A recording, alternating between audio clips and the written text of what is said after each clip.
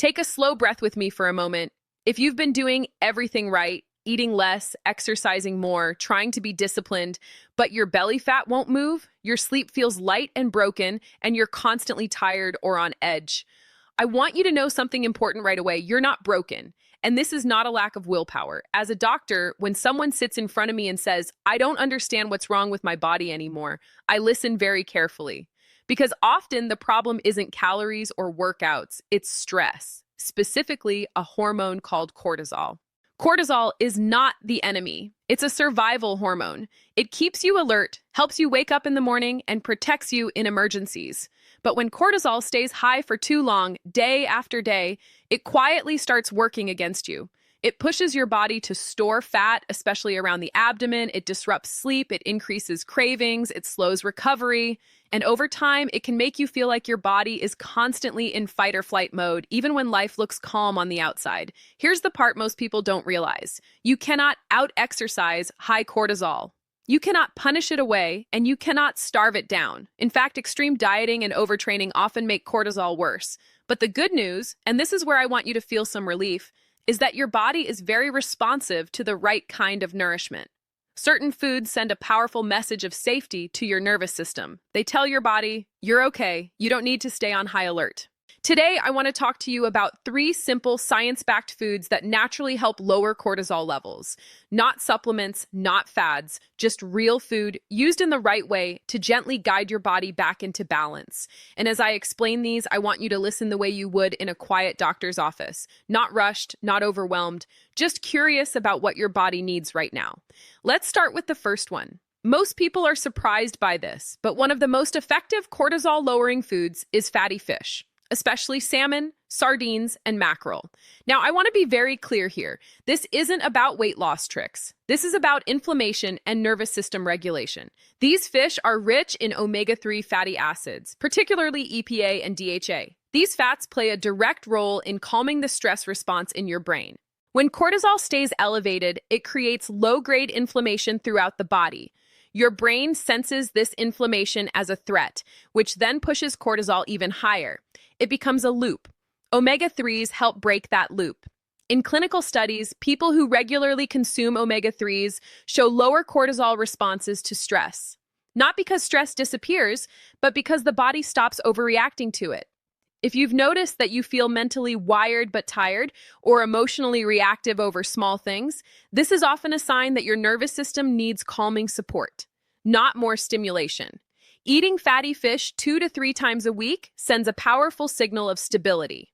It tells your brain that resources are available, that inflammation can settle, and that it's safe to turn the stress dial down slightly.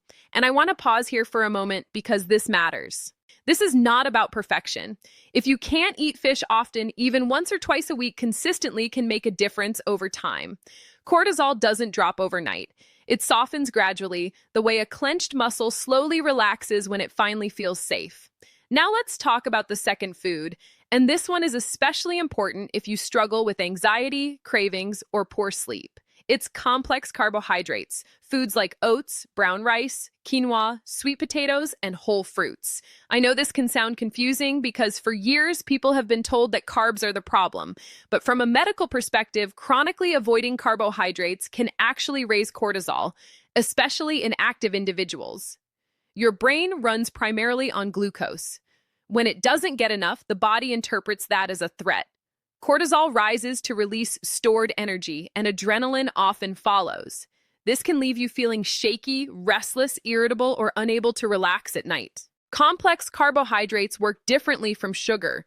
They release energy slowly and steadily. This stabilizes blood sugar, which is one of the most important factors in cortisol regulation.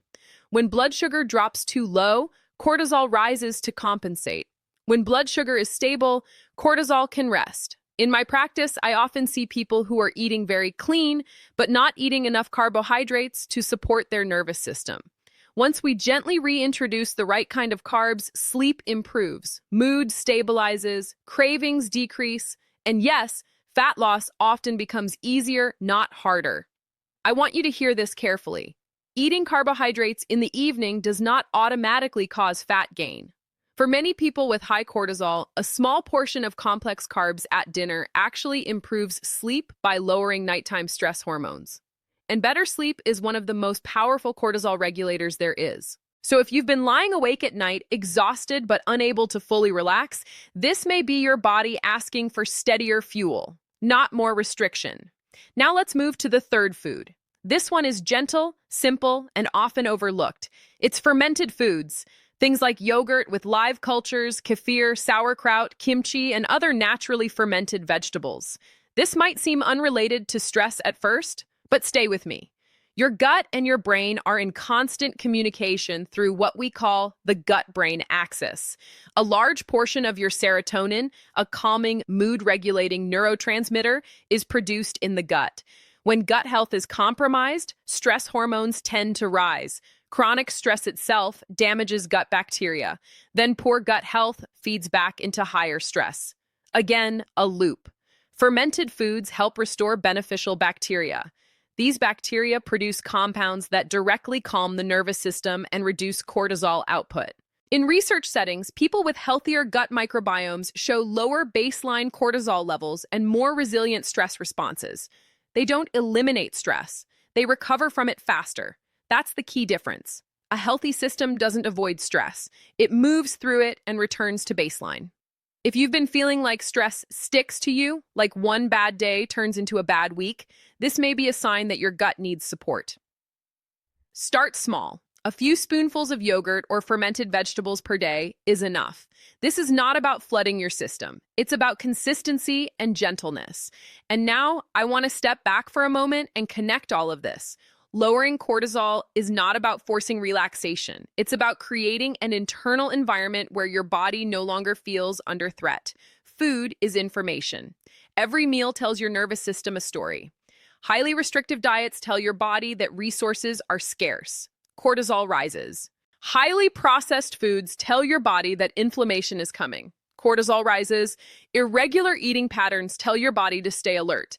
Cortisol rises, but steady nourishment, healthy fats, balanced carbohydrates, and gut-supporting foods tells your body that it's safe to exhale. I often tell my patients this: your body is not trying to sabotage you. It's trying to protect you with the tools it has. When cortisol is high, it's because your system believes it needs to be. Our job is not to fight the body, but to reassure it. Now, before we finish, I want to share something important, and I want you to really hear it. If you've been blaming yourself for being tired, for holding on to weight, for feeling anxious or unmotivated, please stop. These are not character flaws. These are physiological signals, and signals can be responded to with care. You don't need extreme solutions. You don't need to overhaul your entire life overnight. Small, consistent changes send powerful messages to your nervous system. A serving of fatty fish, a balanced meal with real carbohydrates, a little fermented food each day, OV.